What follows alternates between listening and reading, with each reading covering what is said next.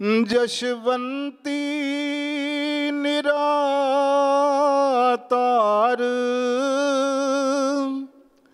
ताम पहला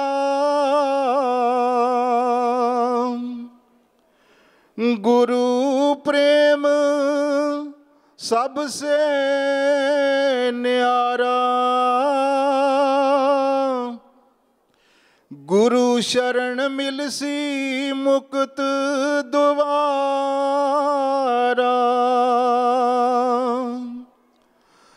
गुरु की महिमा अपरंपार गुरु संग पव जल होसी पार। नानक नाम चढ़दी कला तेरे पाने सरबत दा पला। आप सब लोगों को क्रिसमस की बहुत बहुत बधाई हो। मैरी क्रिसमस कहते हैं आज के दिन। मैरी का अर्थ है कि मदर मैरी, और उनका दिन है। उन्होंने एक पुत्र को पैदा किया है। मदर मैरी कुंवारी माँ है, और एक कुंवारी माँ के घर में एक पुत्र पैदा हुआ है जिसका नाम रखा है जीजिस। उनका असली नाम है जीजिस क्राइस्ट।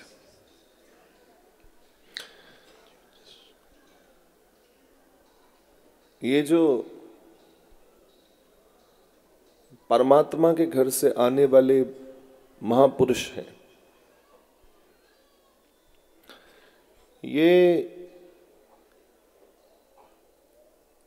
संसार में बड़ी बड़ी शक्तियां जन्म लेती हैं, आती हैं। कब कब जब जब संसार को ठीक करना होता है, सुधारना होता है संसार को। अब क्या संसार सुधरा नहीं हुआ? आज भी इतना खराब है, तो क्या आज ईश्वर की जरूरत नहीं है? हम सबको है। पर परमात्मा आज भी संसार में है, गुरु रूप में, संत रूप में। तो कहीं गया ही नहीं कहीं से। आज की तारीख में भी वही संत, वही महापुरुष बड़े बड़े अच्छे अच्छे हैं, उनको ढूंढना पड़ता है या वो हमें ढूंढ लेते हैं। ईसा मसीह के श्री चरणों में सिर्फ 12 लोग थे।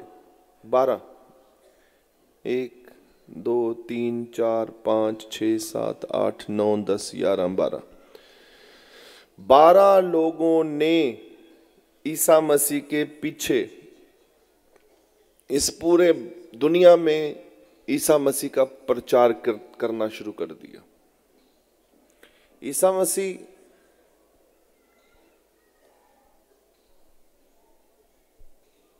जब पैदा हुए, उसके बाद 18 साल तक उन्होंने कुछ भगवान का कुछ ज्यादा कुछ नहीं किया। ईसा मसीह ने भगवान के लिए 18 साल की उम्र तक लोगों को बोला, प्रभु है, ध्यान लगाया करते हैं।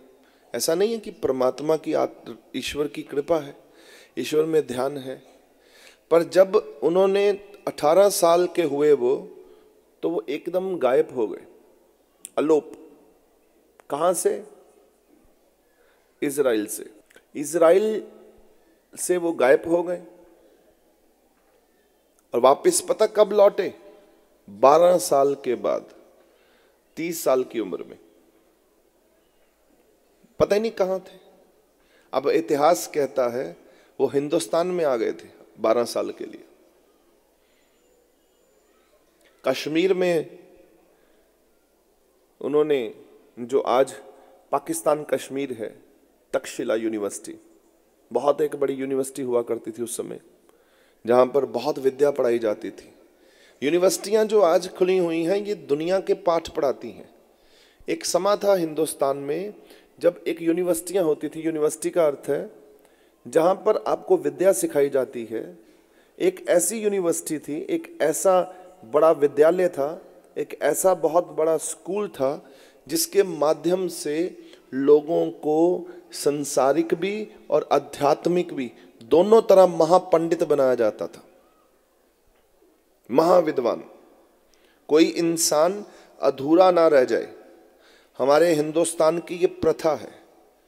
तो जो तक्षशिला यूनिवर्सिटी है, बड़ी मशहूर यूनिवर्सिटी थी, आज वो तहस नहस कर दी गई थी।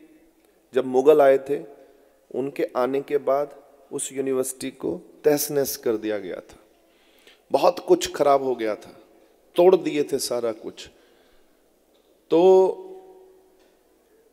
उस तरफ वो आए, उन्होंने विद्या हासिल करी 12 साल, भगवान के लिए समझे। ये सत्संग क्या है? ये विद्या ही तो है, बैठ कर समझना। जैसे बच्चे सुबह स्कूल जाते हैं और स्कूल जाकर क्या हासिल करते हैं?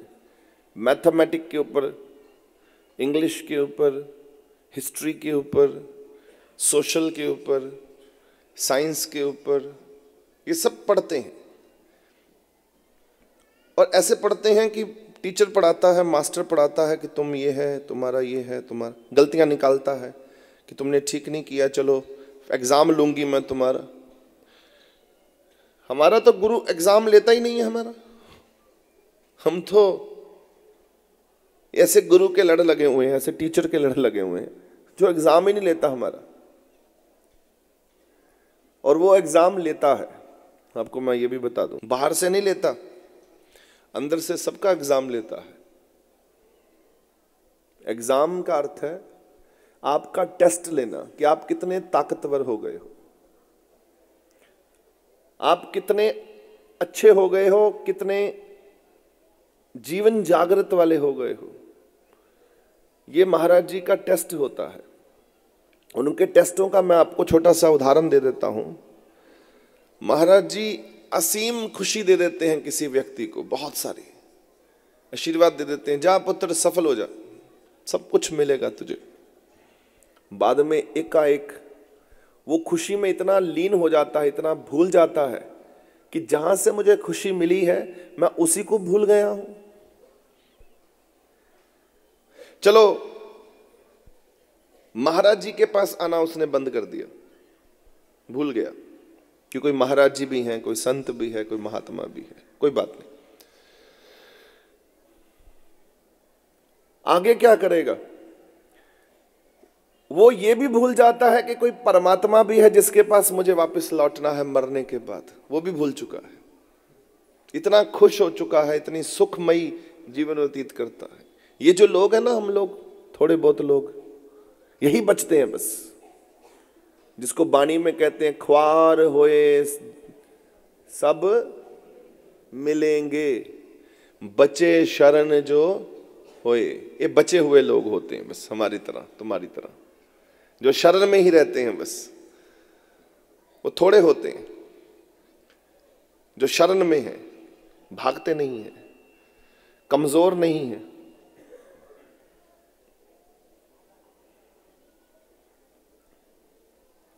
कमजोरी किस प्रकार की है?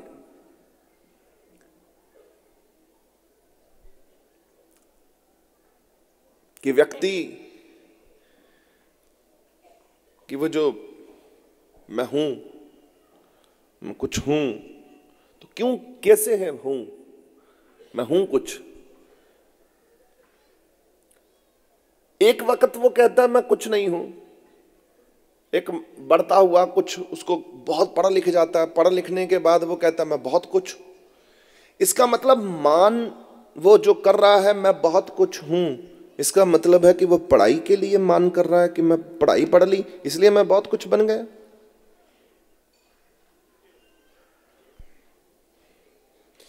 इसका मतलब पढ़ाई उससे पढ़ाई छीन ली जाए तो वो कुछ भी नहीं है।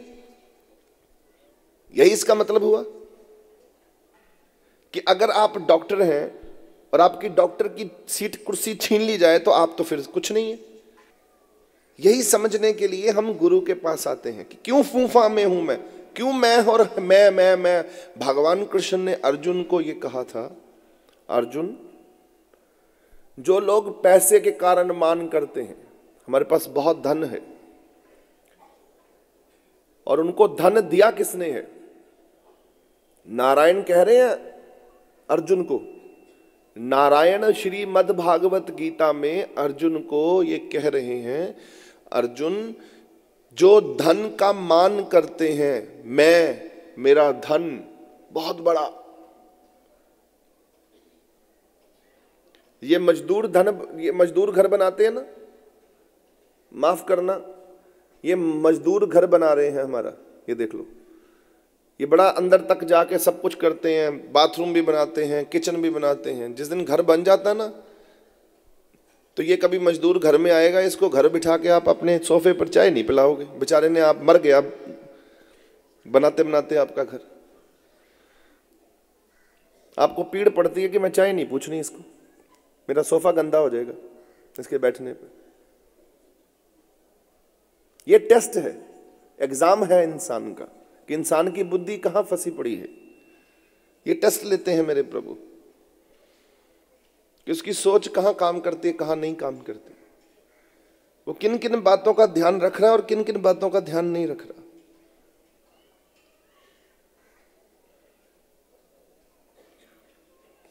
आपके पास कुछ भी टैलेंट है, वो आपका मिला कहां से है?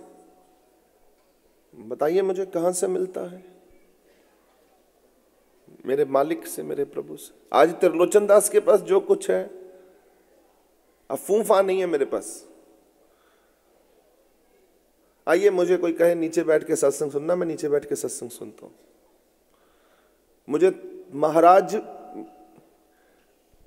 मुझे शुरू में ना महाराज जी कहते थे, महाराज त्रिलोचन दास। मैंने महाराज शब्द ही हटा दिया।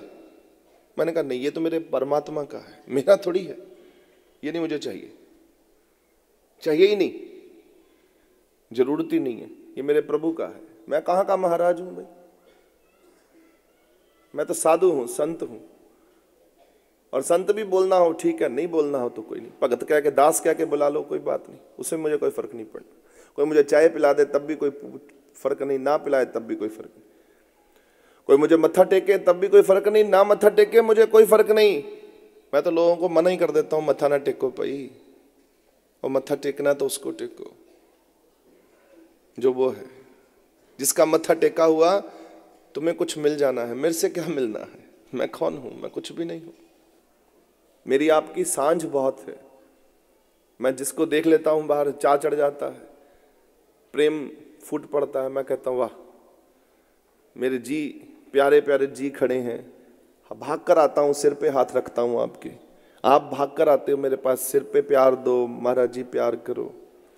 ये रिश्ता है, बड़ा जबरदस्त रिश्ता है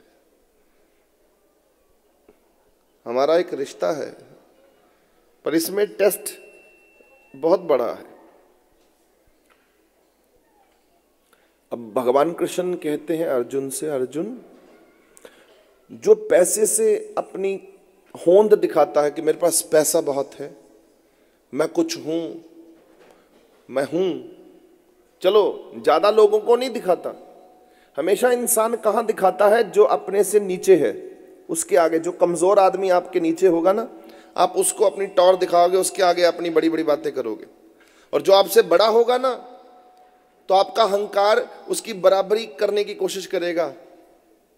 आप उसको अपनी बड़ी बातें नहीं सुनाओगे, क्योंकि उसके पास आपसे भी बड़ी बातें होती हैं, इसलिए चुप होकर बैठोगे। अहंकार प्रकट करना नहीं चाहोगे, हो नहीं सकता, क्योंकि वहां जोर नहीं लगेगा, चुपचाप बैठना ही पड़ेगा शांत होके, क्योंकि वो आपसे भी बड़ा अहंकारी है जो आगे बैठा हुआ है। आप बोलोगे मेरे पास ये है, वो बोलेगा मेरे पास ये है, तो आपका अहंकार छोटा पड़ जाएगा। इसलिए आप चुप रहेंगे, बोलेंगे नहीं यार, इसके आगे नहीं बोलना, क्योंकि ये मेरे से भी बड़ा है। हमारा अहंकार जो है, हमारा जो मैं है, मैं हूं कुछ, वो छोटे आदमी के आगे जाता है, कमजोर आदमी के आगे हम दिखावा दिखाते हैं, जो मेरे से छोटा होता है। यही टेस्ट है, क्यों दिखाना? आप सेवक हो, अच्छे सेवक हो तो क्यों किसी को दिखाना? किस बात का अहंकार है? पैसा है? अगर मैं पैसा आपसे छीन लिया जाए, इसका मतलब आपके पास तो दम ही नहीं है, आप तो बेकार हो। फिर इसका मतलब, मान लो कल आप कंगाल हो जाओ और पैसा आपसे लुट जाए, आपके पैसे का नुकसान हो जाए, आपके पास धन ना रहे, तो इसका मतलब क्या है? इसका मतलब आप में दम नहीं है। आपका दम सिर्फ पैसे के कारण है कि मेरे पास पैसा है तो मैं उसका दम दिखा रहा हूं?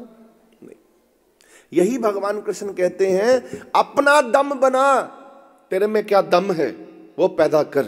तेरे किस चीजों के ऊपर मान करता है उसको हटा दे अपने जीवन से, अपना दम निकाल बाहर। तो अच्छा सेवक है वो मान कर, मैं प्रभु तुम्हारा अच्छा सेवक बन जाऊं। बस नॉलेज तूने बाहर से ली है, 20 साल लगे, 25 साल लगे, ज्ञान लिया, विद्या ली, पढ़ाई करी, आज कुछ बन गए हो। तो अगर विद्या आपसे छीन ली जाए, आप तो कमजोर हो। मैंने देखे हैं लोग ऐसे, बड़े बड़े अच्छे अच्छे लोग देखे हैं मैंने, बेचारे बड़े पढ़े लिखे लोग थे, बहुत पढ़ लिख लिया, परंतु आगे चल के दिमाग में कुछ नुक्स पड़ गया, वो पढ़ाई किसी काम की नहीं आ रही। बेचारे क्या कर रहे हैं, वो पढ़ाई करके भी सफल नहीं हो पा रहे, क्योंकि वो पढ़ाई का यूज नहीं हो पा रहा। परमात्मा की आज्ञा नहीं है कि पढ़ाई तो दुनिया में वर्ता, कुछ दोष हैं जीवन में। इसका मतलब उस इंसान में तो कोई दम नहीं था, पढ़ाई के सिर पे ही वो दम रखता है। अब त्रिलोचन दास के पास ज्ञान है तो इसलिए दम रखता है, त्रिलोचन दास के पास अपना कुछ नहीं है, गलत है। दम किस बात का है? मेरे प्रभु तुम मेरे साथ हो। भगवान कृष्ण ने अर्जुन को कहा, अर्जुन जो ये दम दिखाता है कि मेरा प्रभु मेरे साथ है, बस वही दम सबसे बड़ा दम होता है, जो मेरा प्रभु मेरे साथ है। उससे बड़ा कोई दम नहीं है दुनिया में। मेरी खूबसूरती मेरे साथ है, ये कोई दम नहीं है। खूबसूरती बूढ़ी होगी तो दम निकल गया। मेरा धन मेरे साथ है तो ये कोई दम नहीं है बंदे का, कोई ताकत नहीं है, ये इंसान की कोई हिम्मत नहीं है। पैसा चला गया, इसका मतलब आप ठुस होके बैठ गए, कंगाल हो गए। और तेरा क्या दम है? अपनी बात कर, छोड़ पीछे चीजों को, परे कर दे चीजों को, छोड़ दे सब कुछ। तेरे में क्या कला है, तेरे में क्या दम है, अपनी बात कर। बस ये सीखना है, या आप सीखने आए हो कि प्रभु हमें अपने रंग में रंग दे, बस ऐसा रंग चढ़ा दे दाता, सब कुछ भूल जाऊं बस मैं, ऐसा मेरे पे कृपा करो। रंग ऐसा चढ़ा दो मेरे प्रभु, फिर ये रंग ही ना उतरे बस तुम्हारा। सालों साल बीत जाए, जीवन बीत जाए, अगला जीवन आ जाए, तुम्हारा रंग वहां जीवन में भी चढ़ा हो। किसी किसी बच्चे के चेहरे पर ना कुछ ललाट होती है माथे पर। एक सेवक है हमारे, बड़े प्यारे गुरु महाराज जी के सेवादार हैं। उनको मैं अपने साथ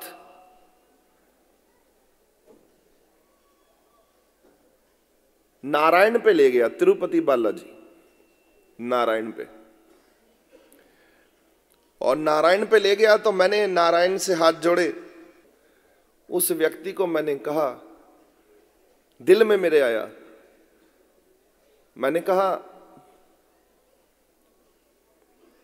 आज मेरा दिल कर रहा है कि नारायण तुझे कुछ देने वाला है। मैंने उसे कहा, मेरा दिल कह रहा है नारायण, मुझे अंदर से हिम्मत मिल रही है नारायण से कि जो मांगना है मांगो, जो भी तुमने लेना है लो मेरे से, तू मांग ले, आज तू मांग ले नारायण से। बोला कि मैं क्या मांगू, मैं तो आपसे ही मांगता हूं। मैंने कहा मौका है, खुद कह रहा है नारायण, हिम्मत दे रहा है, मांगना है, मांग ले। तो उसके घर में 7 साल से बच्चा नहीं था, 7 साल शादी को हो गए हैं, 7-8 साल शायद ज़्यादा ही हो गए, 9 साल हो गए होंगे मे भी, 9 साल हो गए होंगे, 8 हाँ 9 के साल। बच्चा नहीं था। मुझे कहता मैं बच्चा मांग लूं इनसे। मैं हंस पड़ा।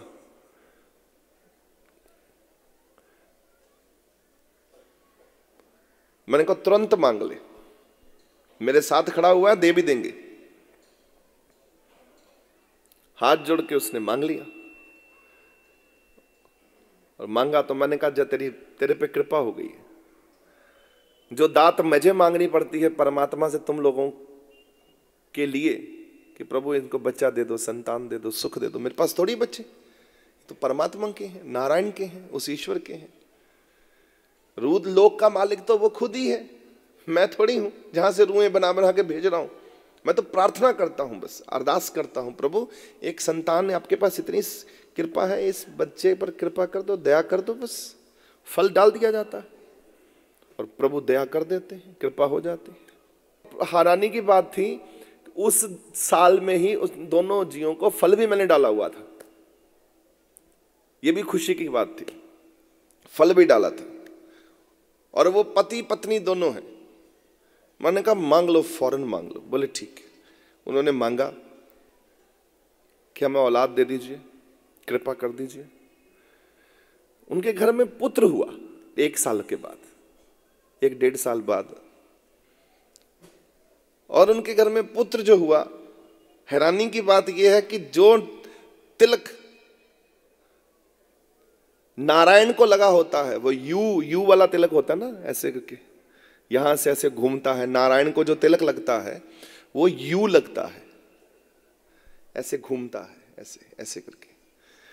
जो तिलक नारायण लगाते हैं, जब बच्चा पैदा हुआ तो बच्चे के माथे पर वो तिलक ऐसे लगा हुआ था जैसे नारायण के घर से वो बच्चा आया है, यू बना हुआ था सिर के ऊपर, ऐसे के माथे पर। फोटो भी खींची उन्होंने। वो नारायण ने बच्चा उसको अपने घर से दे दिया और आज वो बच्चा वाहेगुरु वाहेगुरु, ईश्वर ईश्वर, नानक नानक कहा। कोई ऐसा रब नहीं है जिसका वो नाम नहीं जपता, परमात्मा ही है। उसके माथे पर बकायदा तिलक लगा हुआ था खून से, जो डार्क तिलक होता है ऐसे।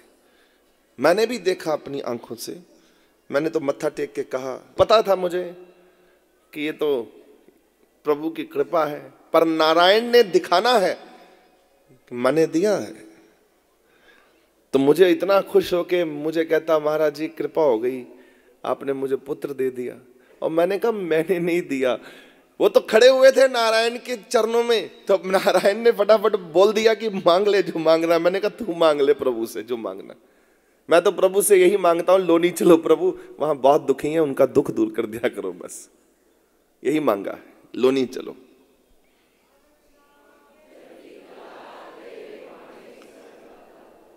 तो मुझे बोलते कहाँ रखोगे मुझे? मैंने कहा क्षीर सागर में तो आप रहते हो, तो हमारा सरोवर आपको दे दिया हमने, सरोवर में रह लिया करो प्रभु, सरोवर में आपका वास है। क्षीर सागर में तो आप रहते ही हो, समुद्र तो अपना घर है आपका। अब समुद्र तो मैं देने से रहा प्रभु, क्योंकि मेरे पास तो एक बाल्टी नहीं है। तो आपका जो सागर में रहते हो तो सागर भी तो आपका, ये भी सागर है। अब हमारा सागर कौन सा है? ये सरोवर सागर ही है हमारा। तो इस सागर में आप रह लिया करो। तो यहां बैठे हैं नारायण, इसलिए जब भी अंदर जाओ तो नमस्कार उनको जरूर करो। बस यहां से नमस्कार किया हुआ सरोवर को मेरे प्रभु के पास वो नमस्कार पहुंचता है।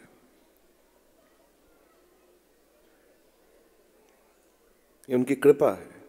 मैं तो हाथ जोड़ के नारायण को कहता हूं, प्रभु बस इन लोनी में आओ, बहुत गरीब लोग हैं, बहुत दुखी हैं, बहुत सेहत से भटके पड़े हैं लोग, कर दो ठीक इनको। वो ठीक भी कर देते हैं, आपको देते रहते हैं थोड़ा थोड़ा, पर रोने की आदत पड़ गई है आपको। बस नहीं, सच बताओ, रोने की आदत पड़ गई है। जैसे बच्चे को एक कल आपने खिलौना खरीद दिया, बलून ले दिए, बच्चा कहता मुझे गुब्बारे ले दो, आपने ले दिए। कल वो फिर आपके साथ गया तो बोला पापा एक ना अब खिलौना एक आज और ले दो। भाई कल वाला खिलौना कहाँ था, वो तो पापा फट गया, वो तो कल लेके दिया था आपने, आज थोड़ी लेके दिया। अब वो जो कल निकालोगे उस बच्चे को अपने साथ, तो बच्चा फिर रोएगा, कहेगा आज फिर दिला दो। ये हाल हम लोगों का है। रोज नई बात करके लेकर आनी परमात्मा से। आज प्रभु शरीर दर्द है तो कल मेरा शरीर तो ठीक है प्रभु, अब मैं अपनी बहन लेकर आया हूं, उसका शरीर ठीक कर दो। ईश्वर से बड़े ठेकेदार तो आप हैं, सबका ठेका ले रखे आपने, पता नहीं कितने साल का, और गारंटी। ये चीजें बाहर खरीदने जाते हो, टीवी वगैरह वगैरह, कुछ ना कुछ खरीदते हो, टीवी वगैरह, कुछ और चीजें खरीदते हो दुकानों में जाकर, उसकी गारंटी होती है, गारंटी कार्ड लगा होता है, कितने साल की, 1 साल, 2 साल, 3 साल, 4 साल। ये जो शरीर रब ने दिया है ना, परमात्मा ने इसकी गारंटी ये दी है कि जब तक तू ये शरीर बनाने वाले के साथ जुड़ा रहेगा तो इसकी गारंटी है, जब टूट जाएगा तो कोई गारंटी नहीं है। सारी उम्र की गारंटी है, जब तक तू जुड़ा रहेगा शरीर बनाने वाले के साथ। जब तू कहीं और लग गया और शरीर उजाड़ने वाले के साथ लग गया, जो शरीर बर्बाद करते हैं उनकी सोबत में, संगत में चला गया, तो शरीर बर्बाद हो गई होगा, कल भी हो जाएगा। भगवान ने लिख के भेजा हुआ आपके साथ कि साल की गारंटी खत्म हो गई मेरी भाई तुम्हारी। वो नॉर्म्स नहीं चलेंगे। अब तो शराबी के पास बैठेगा तो तेरे को गारंटी क्या दे देंगे परमात्मा? फिर तो मुंह में वो करके, मेरे पास केसेस आते हैं, मुंह में छाले हो गए हैं जी, कैंसर हो गया। मैं उनसे पूछता हूं शराब पीते थे? हाँ जी शराब पीते थे। कभी पूछता हूं स्मोक करते थे, सिगरेट पीते थे? बोले हाँ सिगरेट पीते थे। भाई क्यों पीते थे? ये पता था ये होना है, फिर कान में हाथ, गलती होगी जी। आज गलती का एहसास है, पर जब गलती करनी है तब क्यों नहीं है एहसास? इतना ज्ञान अगर है आज कि मैं गलती का मेरे पास एहसास है कि आज मैं गलती छोड़ना चाहता हूं, तौबा करना चाहता हूं, रोज तौबा कर दौड़ता हूं, रोज नीयत खराब होती है। ये नीयत कब तक खराब होती रहेगी? तौबा तौबा रोज करता हूं पर रोज फिर गलत काम कर बैठता हूं, कब तक? एक दफा क्यों नहीं संकल्प लेते, मजबूत बन जाते? नहीं ठीक है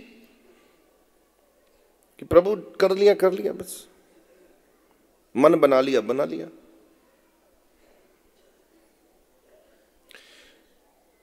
अब मेरा मन बना लिया है, ये चोले पहन के, वर्दियां पहन कर सत्संग करता हूं, ये मन बना लिया है।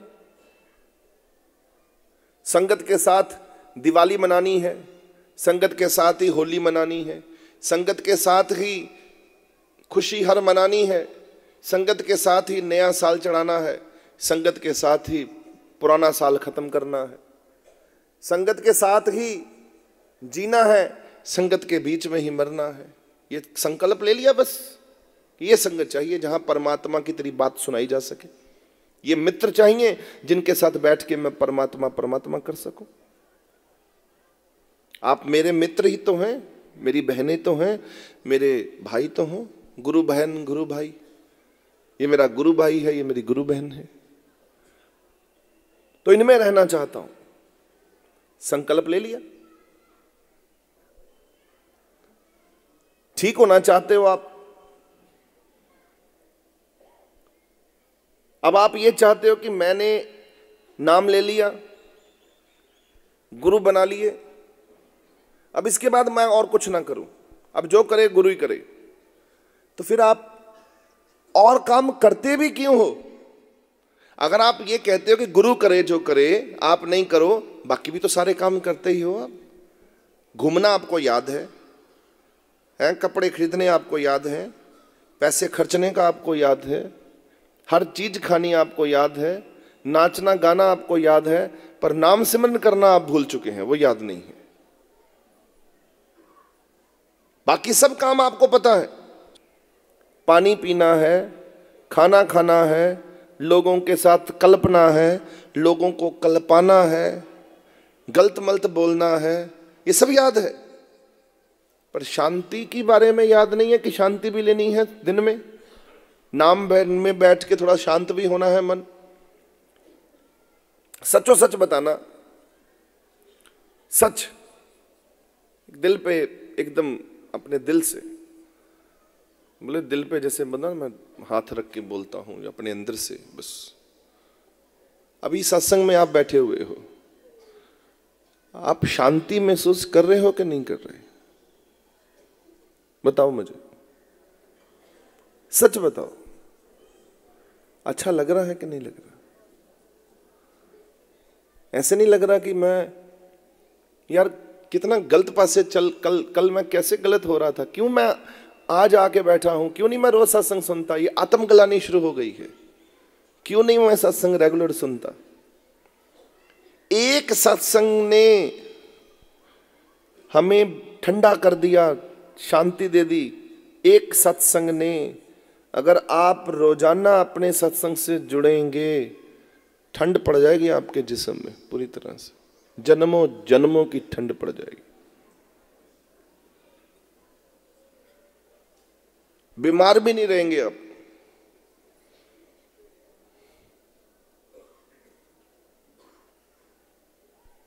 नहीं रहेंगे आप बीमार।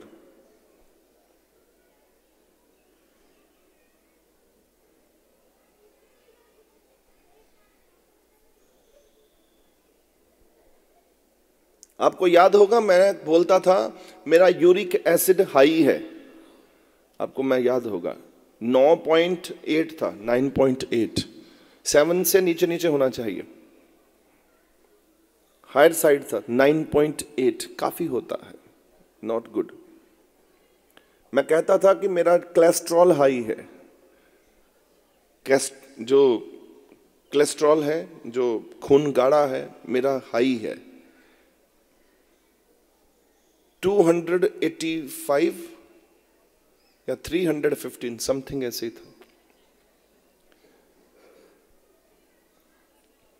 प्रसाद मैंने खाना शुरू किया था, मैं ठीक होने लगा। मैंने टेस्ट करवाए थे, उस वक्त नीचे आ गई थी रिपोर्ट। मैंने परसों फिर चेक करवाए। अभी हार्ट का प्रसाद मैं खा रहा था, दिल वाला, तो मैंने सोचा एक बार फिर टेस्ट करवाऊं, क्योंकि रिपोर्ट पुरानी रिपोर्ट के साथ रिपोर्ट मिलाऊं। मुझे अब 1-1.5 साल हो गया, मैंने जो मुझे बीमारियां थी वो मैं चेक करूं। कैल्शियम मेरा लो था, विटामिन डी कम था, कोलेस्ट्रॉल मेरा हाई था, और साथ में यूरिक एसिड। मैंने परसों चेक करवाई, रिपोर्ट पड़ी होगी, बुला देता हूं, दिखा देता हूं, सब नॉर्मल हो गया, एकदम नॉर्मल है। और उससे बेहतर रिपोर्ट है जो मैंने पिछली बारी करवाई थी, उससे भी नीचे आ गया। तंदुरुस्ती किसे कहते हैं? जो परमात्मा आपका ध्यान रखे। ठीक हूं मैं, तंदुरुस्त हूं, शरीर से भी महाराज जी ने मुझे तंदुरुस्त कर दिया। नहीं तो यहां बैठे बैठे ये जोड़ दर्द करते थे, चौंकड़ी मार के जब जिस दिन मैं बैठा, ये जोड़ दर्द करते थे मेरे। पर परमात्मा ने मुझे कृपा करी, और मुझे ही नहीं कृपा करी, जब मुझे ठीक किया तो मैंने यही मांगा परमात्मा से, प्रभु अगर ये प्रसाद खाने से मैं ठीक हो रहा हूं तो क्यों नहीं मैं दुनिया में सबको बांट दूं? तो बोले वर्ता ना सबको, सब में बांट, सबको ठीक कर दे। सारी दुनिया ठीक हो गई। मुझे हमेशा फिक्र रहती है कि आप लोगों को दुख ना आए। मेरी अरदास में सदा आप रहते हो मेरे साथ। मैं अपने लिए अरदास नहीं करता, मेरे प्रभु मौजूद हैं। मैं सरबत के लिए अरदास करता हूं और महाराज जी से ये कहता हूं, प्रभु जी जो आपकी संगतें हैं आप सब पर कृपा करो, आप सबको दे दो, मालो माल कर दो, ठीक कर दो, कृपा कर दो। बस आप लोगों के लिए मांगता हूं दिन रात। अभी भी यहां बैठा बैठा आप लोगों का सुख चाहता हूं, आपकी मुस्कुराहट चाहता हूं, आपके चेहरे पे मुस्कुराहट हो, आपके चेहरे पर खुशी हो। वही खूबसूरती है जब आपके चेहरे पे मुस्कुराहट है, आप तनाव में नहीं हो, दुखी नहीं हो, चिंता में नहीं हो। किस बात की चिंता है? क्यों चिंता करते हो? क्यों व्यर्थ चिंता करते हो? क्यों चिंताएं करते हो? क्यों दुखी होते हो? किस बात की दुख है? दुख बड़ा है कि मेरा प्रभु बड़ा है? बताओ। दुख बड़ा है कि मेरा गुरु बड़ा है? मेरा मालिक बड़ा है कि दुख बड़ा है? रब बड़ा है कि दुख बड़ा है? बस दुख आज आपको कोई सिखाने आया है, सिखा के लौट जाएगा वापस। आप जितनी जल्दी सीख जाएंगे वो वापस लौट जाएगा दुख। आपको सिर्फ ये सिखाने आया है कि थोड़ा सा तू ठीक नहीं है, थोड़ा सा बदल ले। कुछ लोग ना भटक जाते हैं, कान के कच्चे होते हैं। ये कान जो होते हैं ना, कच्चे होते हैं, कान के, कानों के कच्चे होते हैं, लोग भटक जाते हैं। सही रास्ते पर चलते चलते पता नहीं क्या होता है, वो सत्संग के रास्ते पर चलते चलते बस सत्संग में आना बंद कर देंगे। उनसे पूछा जाए, जवाब उनके पास कोई नहीं होता ठोस मजबूत। वेले कहानियां किस्से हैं। बाणी जपते जपते रुक जाएंगे, रब के घर जाते जाते, गुरुद्वारे अच्छे भले सुबह उठ के जाते हैं, नहीं जाते अब जी, हम अच्छे भले परमात्मा का नाम जपते हैं जी, नहीं जपते जी अब। पता नहीं क्या होता है लोगों को। एक रास्ते पर चले हो, ईश्वर की जरूरत दिन में बहुत बार पड़ती है, आप मानो या ना मानो। जिस वक्त आपका मूड नीचे जाता है ना, जब दुखी होता है, दिन में कितनी दफा दुखी होते हो? नोट करना। ऐसे बैठे बैठे आपके पास पैसा भी होगा, बच्चे भी होंगे, पति भी होगा, अच्छा पति है, अच्छी पत्नी है, बच्चे अच्छे हैं, घर है, इतना सारा राशन पड़ा हुआ है, रोटी भी सामने पड़ी हुई है, सेहत भी अच्छी है, गाड़ी भी नीचे खड़ी हुई है, जेब में पैसे भी हैं, आप घूम फिर भी आए हो, पर जब घर में आके थोड़ी देर के लिए बैठे हो, उदास हो गए हो, सोच रहे हो कुछ उदासी, फिर दिमाग चला रहे हो आप अपना कि उदास मैं क्यों हूं। उस उदास, आपको ये नहीं पता मैं उदास किस लिए हूं। आपका मूड नीचे चला गया, आप लड़ाई झगड़ा करने लगे, बच्चों के साथ लड़ने लगोगे, पत्नी के साथ लड़ पड़े, माँ के साथ लड़ पड़े, घर वालों के साथ लड़ पड़े। वो उदासी है। वो उदासी पता क्या है? कि तूने सारा काम कर लिया, सब काम हो गए, और जिस परमात्मा ने सब काम करने की ताकत समर्था दी, उस परमात्मा को भूल गया, उसको याद नहीं करने बैठा तू आज, उसकी याद में नहीं बैठा। वो उदासी है, वो आत्मा उदास है, अंदर से दुखी है। आप उस उदासी को खत्म करने के लिए फिर तरह तरह से उपाय करते हो। मैं ये कर लूं शायद मेरा मन ठीक हो जाए, मैं ये कर लूं शायद मेरा मन ठीक हो जाए, मैं ये कर लूं शायद मेरा मन ठीक हो जाए, मैं दोस्तों मित्रों के साथ गप्पे मार लूं शायद मेरा मन ठीक हो जाए। मन दोस्तों मित्रों से गप्पे मार के ठीक नहीं होगा। आज गप्पे मारनी पड़ेंगी तो अपने ईश्वर से मारनी पड़ेंगी, तभी परमानेंट इलाज होगा। मूड एकदम सेट हो जाएगा, आपका चेहरा हमेशा खिला रहेगा, खुश रहोगे। करके देख लो। मैं ठीक कहता हूं कि गलत कहता हूं पता चल जाएगा। करो। रोज जब भी मन उदास हो, लगे उदासी आ गई है, चुपचाप सबको बोलो, बस अब समा आ गया है मेरे परमात्मा को याद करने का। वो उदासी में याद करने का समा होता है। बस उस वक्त परमात्मा खींच डाल रहा है, भगत के अंदर, आत्मा के अंदर प्रकाश आ रहा है कि तू अब अपने प्रीतम को याद कर, अपने प्रीतम की बात सुन, परमात्मा की बात सुन, मेरे हर प्रीतम की कोई बात सुनावे, मेरे परमात्मा की अब बात होनी शुरू हो जाए। बस वो टाइम आता है। आप उस वक्त फिर क्या करते हैं, फिर आप उल्टे सीधे काम करते हो, मन लगाते हो, टीवी लगा लो, अरे लगी है भूख, पी रहे हो पानी है, दर्द हो रही है सिर में, इलाज करवा रहे हो पेट का, तो कहां से इलाज होना है? गलत है ना ये सब। तभी तो दुखी हैं। इस दुख से हट जाओ। और इतना अच्छा साल है, सूर्य का साल है, क्योंकि हर साल किसी ना किसी का होता है। अपने आप सब कुछ पर्दे खुलने वाले हैं सबके। सूर्य जब चढ़ता है तो सब साफ दिखता है।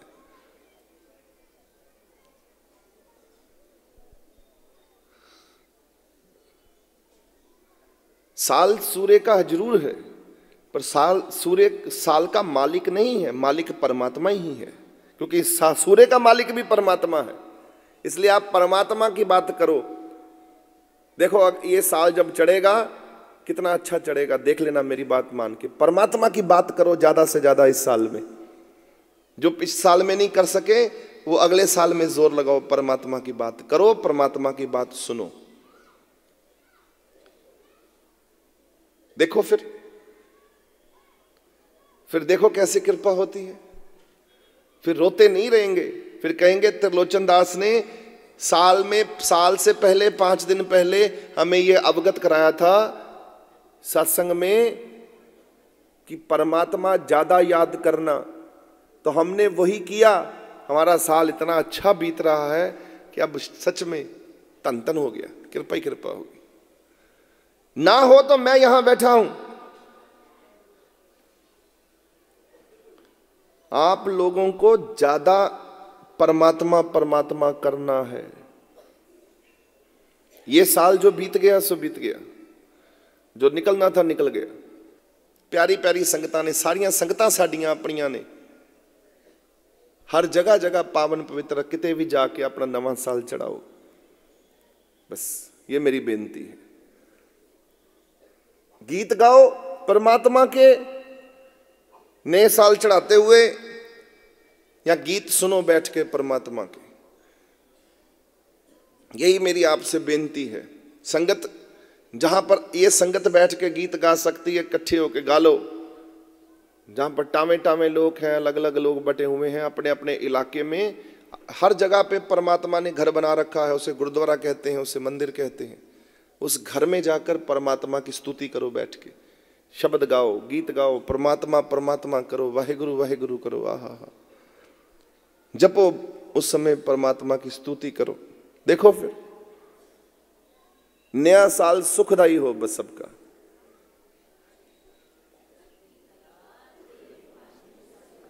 खुशियों वाला चढ़े नया साल आप लोगों का।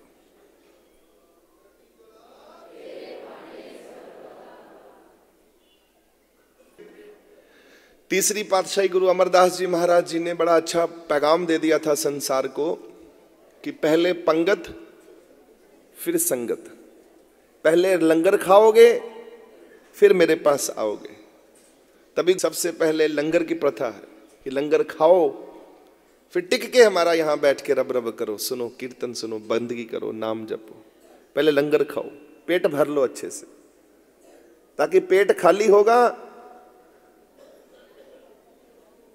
वो कबीर साहब जी का शब्द है ना, भूखे भजन ना कीजे है माला अपनी लीजे। मैं भुखे बह के रब रब नहीं कर सकता, ये माला अपनी सांभ अपने को। ईसा मसीह पता कैसे कामयाब हुए थे? उनने एक अंधे को आंख दी थी, एक कोढ़ी का कोढ़ दूर किया था, एक वैश्या को बचा लिया था। ये 5-6 चीजें उन्होंने करी थी बड़ी जबरदस्त। और अपने लोगों को पता क्या कहकर गए थे, आज वो भी सुन लीजिए। सेंट जॉन को जब वो 3 दिन बाद वापस लौटे, मृत्यु हो गई उनकी, क्रूसीफाई कर दिया गया था। क्रूसीफाई क्यों किया था उनको? वो दिन होता है ईस्टर, जो मार्च में नहीं आता टाइम, ईस्टर का समय आता है, गुड फ्राइडे है ना। वो गुड फ्राइडे क्या है? वो यही दिन है, उनका शहीदी दिन कहते हैं, गुड फ्राइडे। फ्राइडे का दिन था, उसको गुड बना दिया गया, उनको लटका दिया गया सूली पे। क्यों लटकाया? उन्होंने एक मंदिर था वहां सुलेमान का, वो यहूदियों का मंदिर था, आज भी है, बहुत बड़ा मंदिर है। मंदिर मतलब यहूदियों का, जो वो बोलते होंगे, हम उसको मंदिर कह दें। सुलेमान का वो मंदिर है, और उस सुलेमान के मंदिर के बाहर बहुत सारी दुकानें लगी हुई थी, जैसे मंदिरों गुरुद्वारों के बाहर दुकानें नहीं लगी होती, सजे होते हैं बाजार, सब कुछ। तो पता नहीं क्या हुआ ईसा मसीह को, ईसा मसीह ने लाठी पकड़ी और सारी दुकानें तोड़नी शुरू कर दी और सारा कुछ ढाना शुरू कर दिया, बहुत नुकसान करा, सबका बड़ा कुछ किया। उस वक्त फिर यहूदियों को ये बात पच नहीं रही थी कि ये अपनी बात कहते हैं, यहूदियों की बात क्यों नहीं कहते, क्योंकि जहां पर ज्यादा बहुगिनती में एक धर्म होता है तो वो धर्म, बड़ा धर्म छोटे धर्म को उठने नहीं देता। वो कहता है कि ये कैसे उठ जाए, जो आज तक होता आया है। बड़ी मछली छोटी मछली को जीने नहीं देती, वो खा जाती है। बड़ा बिजनेसमैन छोटे बिजनेसमैन को खड़ा नहीं होने देता, बोलता नहीं ये खड़ा हो गया तो मेरे से बड़ा बन जाएगा, तो बड़ा नहीं होने देना, काट दो इसको पहले से ही। तो ये बात उस वक्त भी, यहूदी बहुत बड़े थे उस समय, यहूदियों का बहुत तांता था, बहुत पतवंते थे, सेठ थे, शाहूकार थे। राजा जो था सीजर, राजा सीजर था, उसकी पत्नी मान चुकी थी, उसने देख लिया था उसकी पत्नी ने कि ये कोई फरिश्ता है। राजा ने भी समझाया कि तुम माफी मांग लो आप।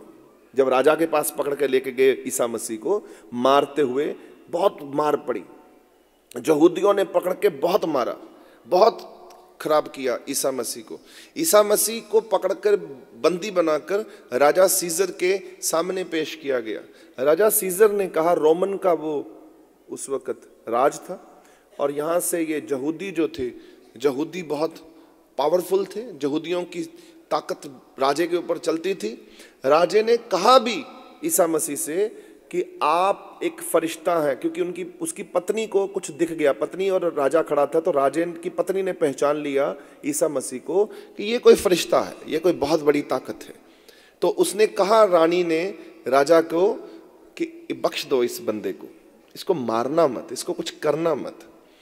वो राजा सीजर ने कहा कि मैं तो फंस गया हूं रानी, यहूदियों का बहुत जोर है, जूश, इंग्लिश में इसको जूश कहते हैं।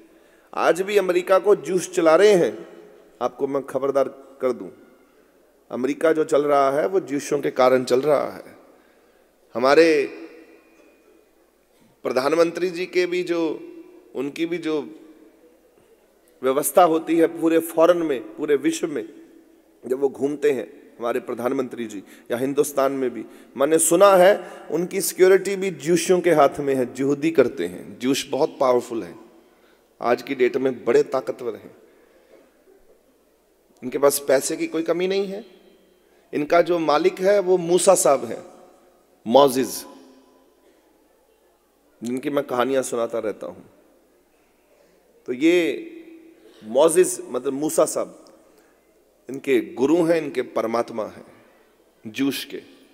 उनके 10 कमांडमेंट्स के बारे में सुना होगा नौजवान बच्चों ने। 10 commandments, Dai शुल not kill your neighbour, Dau shall not kill Dai neighbour, ऐसी कमांडमेंट्स बनी हुई हैं। तो वो 10 कमांडमेंट्स जो बनाई है वो ईसा मसीह ने नहीं बनाई, कहीं गलतफहमी में मत रहिएगा। वो 10 कमांडमेंट्स जो बनी है वो मूसा साहब की बनी हुई हैं, यहूदियों की है।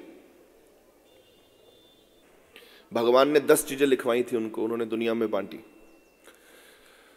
ईसा मसीह को जब मारा गया तो राजा ने ये कहा उन्हें कि आप माफी मांग लो भरी सभा में। तो ईसा मसीह पता क्या बोले? कहले किस बात की माफी मांग लूं मैं?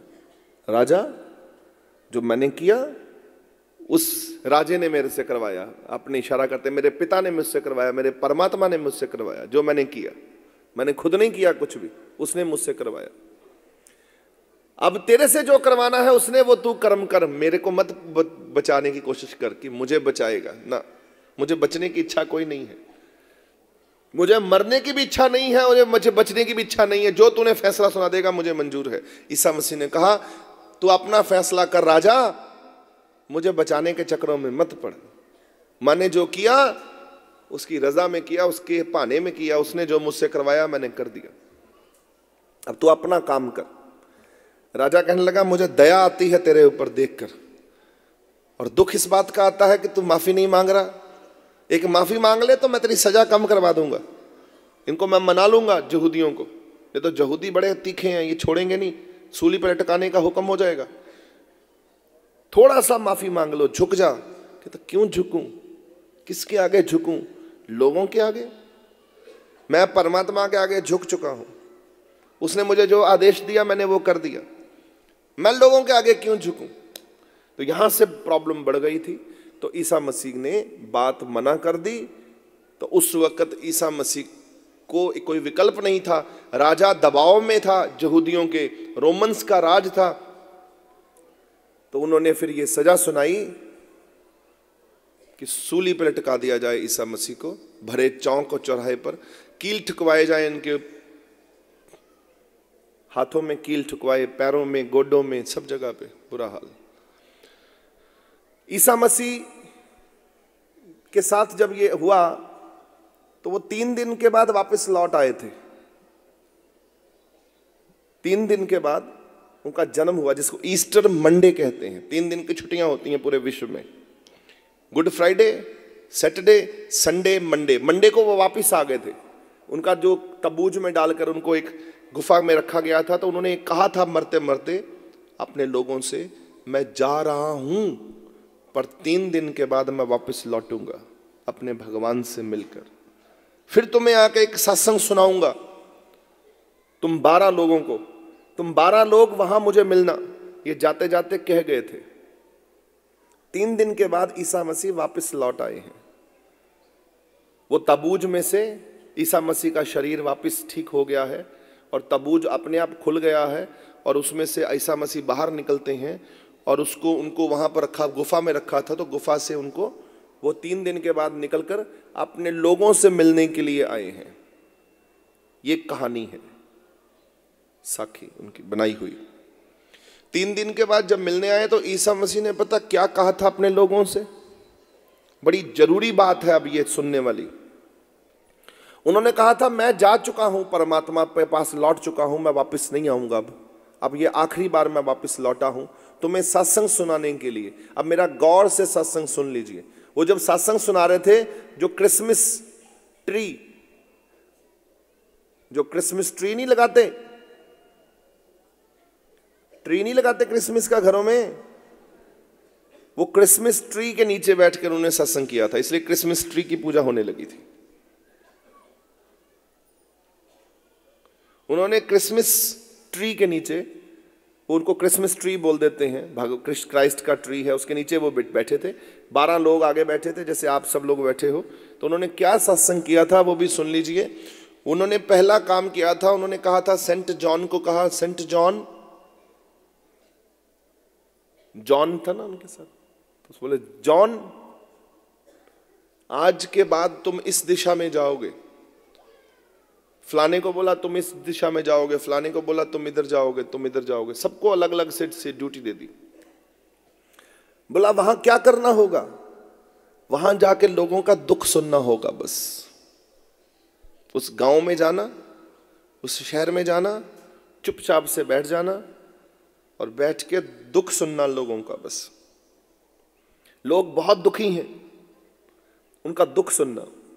अगर तुम्हारे पास कोई हल नहीं होगा, मैं तुम्हें हल दे दूंगा, तुम्हारे पीछे पीछे मैं खड़ा रहूंगा, जहां जहां तुम जाओगे हल भी मैं तुम्हें दे दूंगा, बता दूंगा तुम्हें कि तुम्हें क्या कहना है उन लोगों को।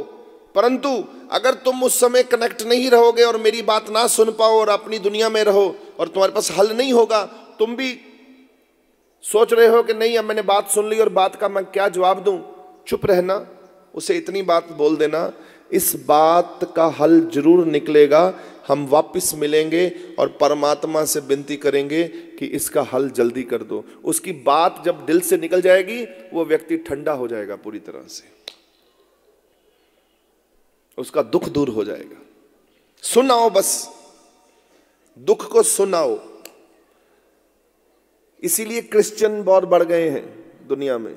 उनके पादरी जो हैं, फादर जो हैं, आज भी वही क्रिया करते हैं। गांव गांव में जाते हैं, बैठ जाते हैं चौकड़ी मारकर और लोगों को कहते हैं सुनाओ अपना दुख हमें, कन्फेशन जिसे कहते हैं। दुख सुनने की प्रथा है, दुख सुनो। दुख नहीं सुने जाते, बड़ा औखा है ये रास्ता, किसी का दुख सुनना। ये सिखाया था ईसा मसीह ने, बस वो प्रथा बन गई है। ये सब जितने भी महाराज जी ने जो कृपा करी, ये सब अब हम भी तो यही बैठे हैं आपके साथ। मैं दुख बांटता हूं बस आपके साथ, नहीं बांटता आपका दुख। आपसे दुख सुन लिया, आपने दुख सुना दिया, बात खत्म हो गई, कहानी खत्म, हल्के हो गए आप बस। और फिर आपका दुख परमात्मा तक पहुंच गया और परमात्मा ठीक कर गए। महादेव को पता था, महादेव ने एक वरदान दिया था नंदी जी को। आपको पता मंदिर में एक नंदी जी लगे हैं, बैल होते हैं नंदी जी, जो महादेव के सामने बैठे होते हैं, बस सेवादार हैं वो, बैल हैं वो नंदी जी, क्योंकि सवारी हैं महादेव की। तो वो वैसे बैठे होते हैं बैल महादेव के सामने। एक तरफ माता है कार्तिकेय जी की और गणेश जी की, और प्रभु की पत्नी पार्वती माता। एक तरफ गणेश जी हैं, पीछे कार्तिकेय जी हैं, और उनके सामने उनके सेवादार हैं, बेहतरीन सेवादार महादेव के। कौन है वो? नंदी जी। जब नंदी जी को वरदान दिया तो नंदी जी को ये कहा था कि नंदी जी, जो आपके कान में कुछ भी विनती अरदास कर देगा। लोग पता क्या करते हैं, लोगों कान में जाके ना बातें सुनाते हैं नंदी जी को, नंदी जी ये बात महादेव को बता दो। ऐसे नहीं करो, आप विनती करो नंदी जी को। नंदी जी जरिया नहीं है। उन्होंने कहा था नंदी जी, जो आपके कान में अरदास कर देगा, आप भगवान समझ के अरदास करो वहां पर कि ये मेरा दुख है और मेरा ये दुख दूर होना चाहिए प्रभु। नंदी जी के कान में उन्होंने बोला जो बात करेंगे वो बात महादेव के कान में पहुंचेगी। ये वरदान है, एक सेवक को वरदान दिया है। ये प्रथा तो ईसा मसीह ने सीखी होगी परमात्मा से, कि यही होता आया है कि सेवक के सामने भी अगर रो दोगे तो सेवक के सामने नहीं रो रहे, तुम परमात्मा के सामने रो रहे हो। ये बात समझ लो। जिस दिन ये सेवक, आप जितने भी सेवादार हो, अगर जीवित हो जाओगे और ये महाराज जी गुरु हमारे, प्रभु हमारे आप पर इतनी कृपा दया कर देंगे, मैं आपको बता दूं, आप लोगों के पास बैठ के उनका दुख सुन लिया करो बस प्यार से। आप सुन लोगे वो बात अपने आप परमात्मा तक पहुंच जाएगी। वो तो नंदी को वरदान दिया महादेव ने। आज नंदी महाराज जी ने सबको कहा, मेरे प्रभु ने ये कहा, महाराज दर्शनदास जी ने ये कहा कि सेवक भी, देखो कितनी कृपा कर दी गुरु महाराज जी ने, कि नंदी जी को तो एक वरदान दे दिया कि कान में बोल दोगे। आप सबको महाराज जी ने नंदी जी बना दिया है कि जो जो सेवक के पास में बैठ जाएंगे। इतनी ताकत है आप लोगों में। आपको कोई बात सुना दे, अपना दुख सुना दे और उस दुख का हल ना निकले तो फिर तो गुरु तगड़ा नहीं है, फिर तो गुरु कमजोर है, फिर गुरु गुरु नहीं है। ये मैं मानता हूं। बस हमारा गुरु बहुत बड़ा है। मैं सेवक ही हूं, आओ मेरे पास बैठ के दुख सुनाओ अपना। जो दुख ना दूर हो, मैं सेवक हूं। आप सेवक को बात कर रहे हो, मैं सेवक हूं सबसे पहले, बाकी कुछ नहीं हूं मैं। अगर मैं सेवक होकर दुख सुन सकता हूं सबके, आप क्यों नहीं सुन सकते? आप भी सुन सकते हो, बस सुन लिया करो, प्यार से बात सुन लिया करो सबकी। धन गुरु नानक देव जी महाराज जी ने जब दुनिया में घर घर में पहुंचे, धन गुरु नानक देव जी महाराज जी ने ये संसार को, कलयुग को हुक्म सुनाया, नानक दुखिया सब संसार। और धन गुरु नानक देव जी महाराज जी ने ये हुक्म कर दिया कि कल्ले कल्ले दा दुख मैं सुनन वास्ते दुनिया दे विच आया हाँ। महाराज जी इन्ने प्यार से दुख सुना करते थे सबका। धन गुरु नानक देव जी सच्चे पातशाह, अगला आदमी कायल हो जाता था उसी वक्त की, वाह कोई वाकई रब देखिया तो रब देखिया, जिहड़ा बैठ के सारा दुख सुन लेंदा 2 मिनटां च। दुख सुनना कोई छोटी कहानी नहीं होती। घर में आप रोना पीटना डाल दो अपनी पत्नी के आगे, पत्नी आपको बोलेगी दफा हो, तू रोज ही रोना पीटना करता है तू। पति कहेगा तू भी दफा हो। बच्चे बच्चों ने तुसी बैठ के कहो पुत्र ये दुख है, ये दुख है, वो तो भजन लग पैणगे। कौन सुनता है दुख किसी का? आप मुझे बताओ, कौन सुनता है दुख किसी का? कोई सुनता है? सब भागते हैं दुखों से। एक मेरा गुरु, एक मेरा परमात्मा, गुरु गुरु गुरु कर मन मोर, गुरु बिना मैं नहीं होर। गुरु परमेश्वर एको जान, जो तिस पावे सो परवान। परमात्मा मेरा बुलंद है और गुरु भी मेरा बुलंद है। गुरु मेरी बात परमात्मा तक पहुंचा देता है और परमात्मा मेरी बात को पूरा कर देता है। देखो क्या रिश्ता है गुरु और परमात्मा का। यही रिश्ता कामयाब रिश्ता है बस।